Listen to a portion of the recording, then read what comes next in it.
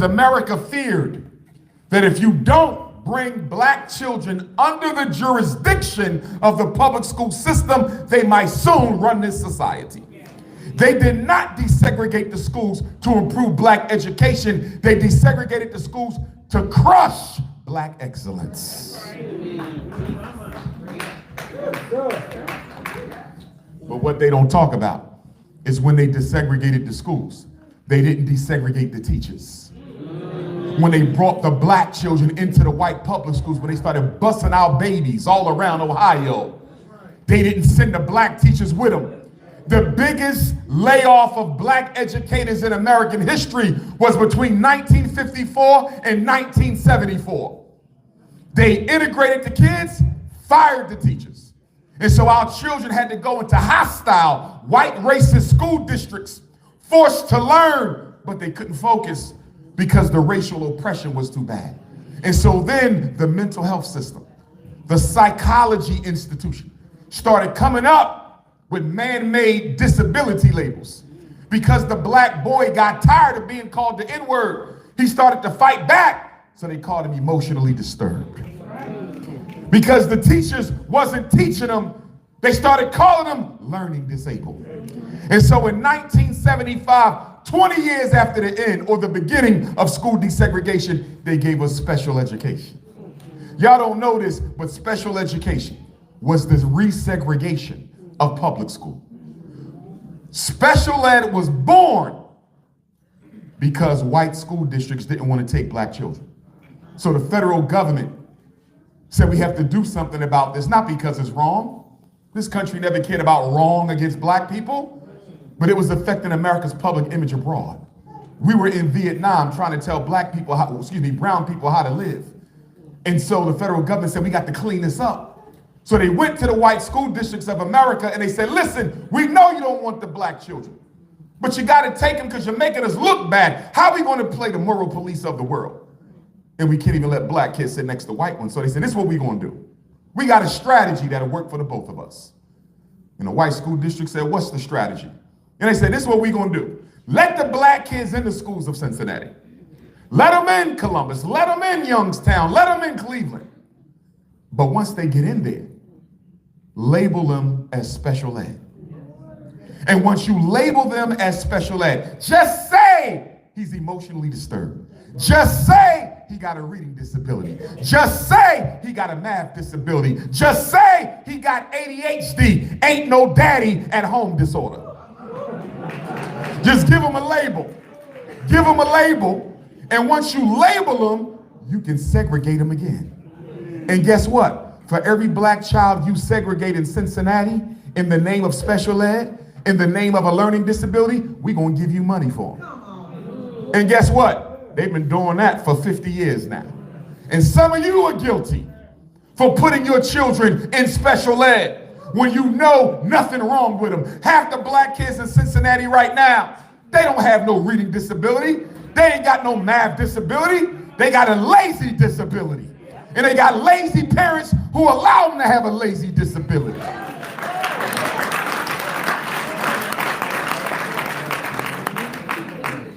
Well, what am I supposed to do, Dr. Umar? My son is behind in reading. He's in the 5th grade, reading on the 2nd grade level. If I don't put him in special ed, he'll never catch up. That's a lie. That's a lie. He don't need special ed to catch up. You can close the skills gap in 6 weeks. He didn't need no IEP, incarceration education program. All you had to do was get your son a tutor. That's all he needed was a tutor. That's all your daughter needed was a tutor. But you know what? We'd rather stick them in special ed because we don't want to use none of our pocket money to pay for that tutor. See, we don't want to sacrifice our hair money. We don't want to sacrifice our weed money. We don't want to sacrifice our club money. We don't want to sacrifice our Air Jordan money. I know it. I know it. I'm not paying for no tutor. The school's supposed to teach my baby. And because you don't want to take on the financial responsibility of academic excellence, they suffer. 1 out of every 4 black boys in America graduate from high school. That's a Holocaust. And we comfortable with it.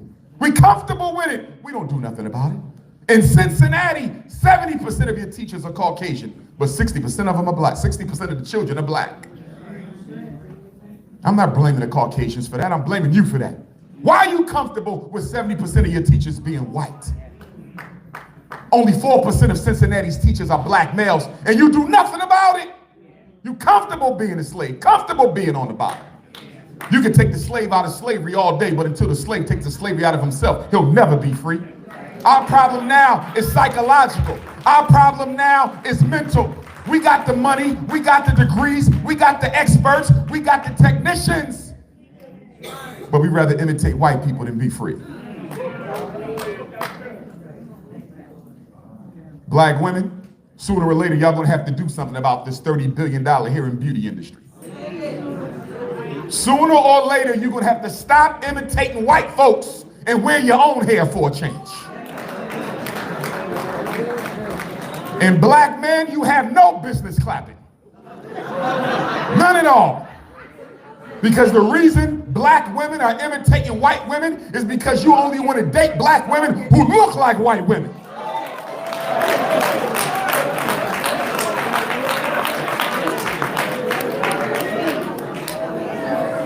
I said black queens forever. Listen. When we talk about the black family and the crisis of the black family, and we talk about saving the black family, we need to understand, Cincinnati, that you can't put the black family in a vacuum. The black family is a system that depends on other systems. And if you don't fix the systems that the black family depends on, the system of the black family can never be corrected. What's one of the systems? The economic system. There can't be no romance without finance. Why are we expecting black men to marry black women when they can't take care of them? Why are we expecting black men to stay with black women when they can't pay the bills? Do you know how hard it is for a man to look himself in the mirror knowing he can't provide for his woman and children? So if we want to empower the black family, restructure the black family, we got to make sure black men got livable wage jobs. Not fast food, I said livable wage jobs.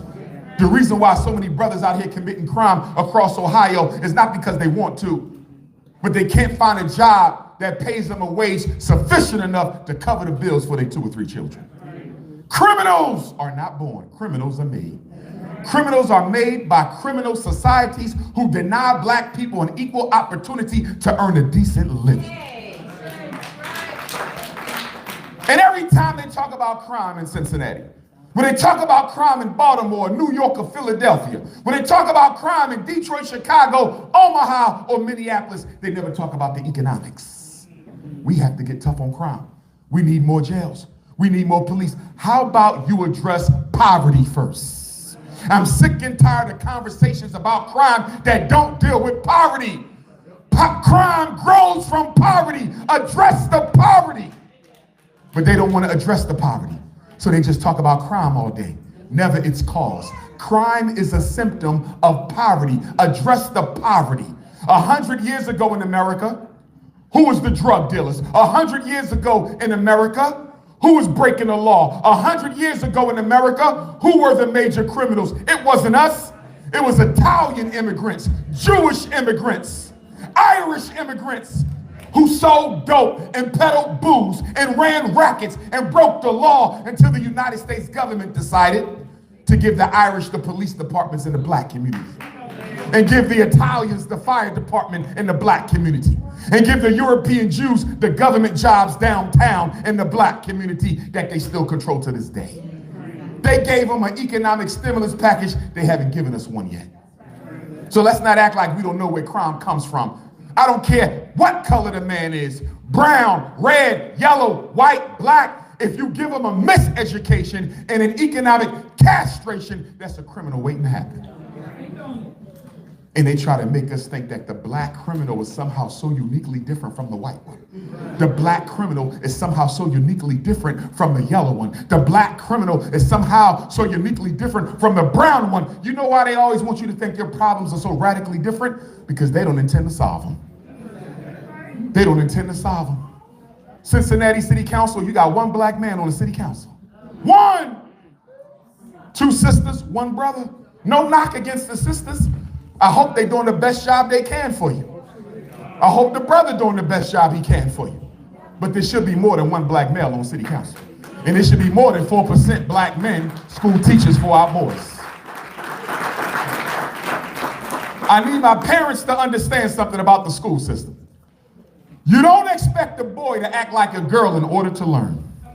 But in America's schools, boys are expected to act like girls, and when they can't, they're called disordered. Do you know what ADHD is? ADHD is the criminalization of normal, healthy black boys who can't sit still like girls can for 8 hours a day. Now wait a minute. The research tells us that boys learn better when they can move around.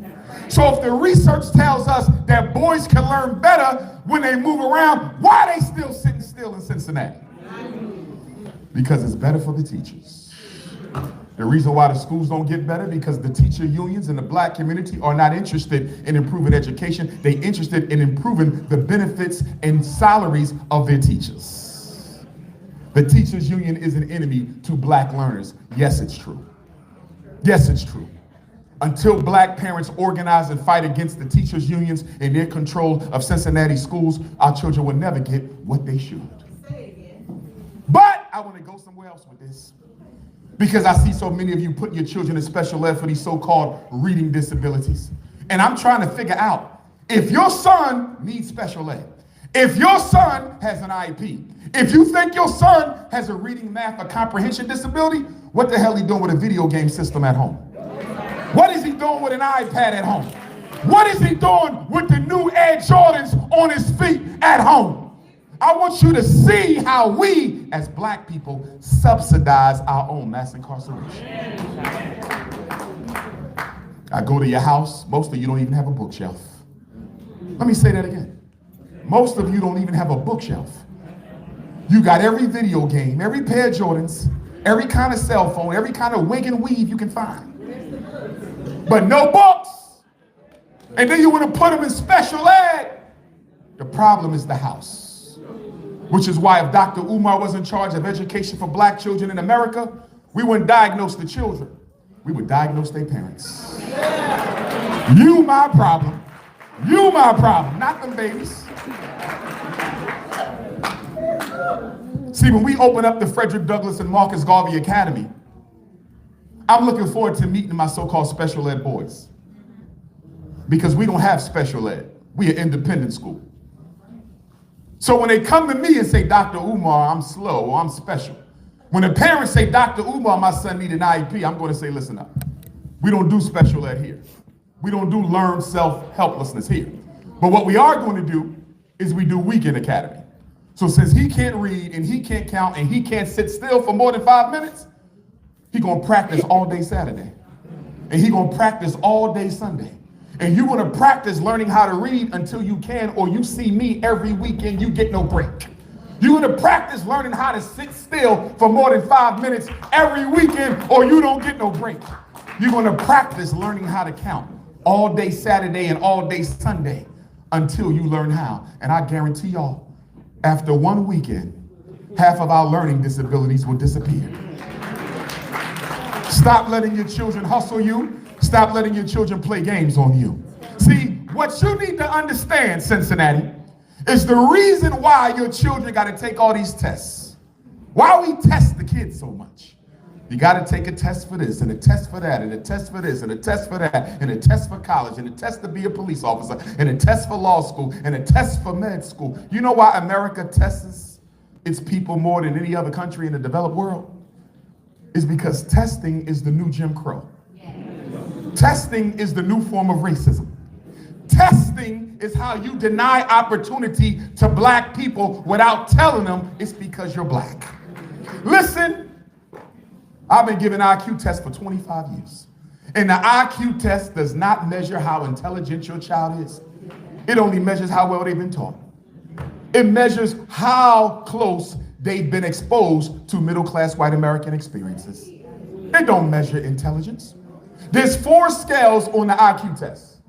There's a processing speed scale, how fast your child can execute mental tasks.